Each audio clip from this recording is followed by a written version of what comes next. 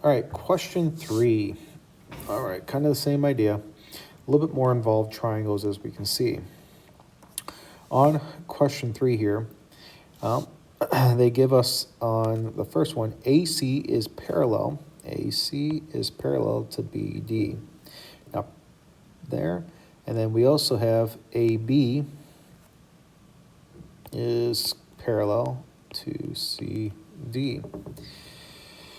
Now, here's the thing with that problem. Based off what they tell us there, they're talking parallel, and parallel lines you usually bring in angle work. So we got to go back and really kind of remember our work with parallel lines and angles.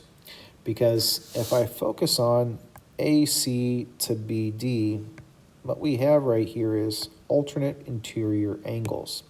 And we know then alternate interior angles are congruent. Then for the other pair of parallel lines, this transversal, I have another pair of alternate interior angles right there. So I got a pair of angles, another pair of angles. So if I was going to try to use any of my possibilities, it would be ASA, because I got two pairs of angles going. Now here's where things kind of get tricky with where you're at and where they want you to be. This one is going to work by ASA. We have enough information here to say ASA. The thing is, where's the side coming from? Because they didn't tell us anything else. Well, as we see these two triangles, ABD, let me do this again, ABD, and I'm going to do this, the other one with DCA.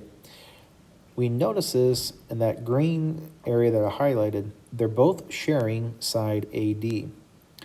Because they are both inside AD, we are allowed to mark AD as congruent. AD, because it's a shared side, it's in both of those. There's a property out there from previous years that we call the reflexive property. Now, all the reflexive property says is AD is congruent to itself, which makes sense. It's a shared side in both triangles. But that allows me to mark up an S. So we're going to do some more work here with bringing in some old properties that you guys have seen from years past. We haven't talked about yet this year, but we're going to see that pop up to help us show some extra things in there that are always true. So it's not just given to us, but we then can also state some other things in there that happen to be true.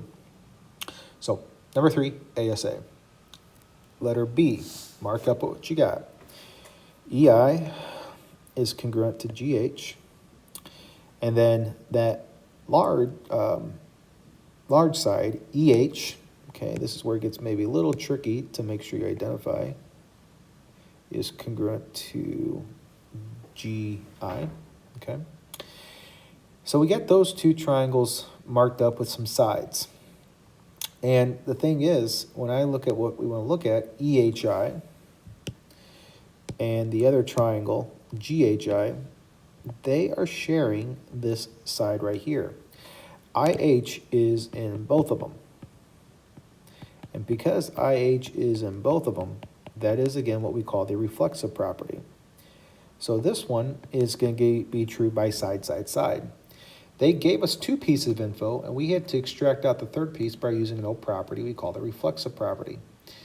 Now again, we'll start kind of using that, but it's hard, I know, because you guys haven't done a lot of work with the old properties or maybe not remember them, but this is where we start using it in geometry. So we're going to start kind of laying that groundwork now. Letter C. TQ is congruent to TP, and that's all they tell us. There's not a lot of information going on. Now, I could go ahead and mark up TR is in both triangles. That's that reflexive property again. I got two sides, but that's it.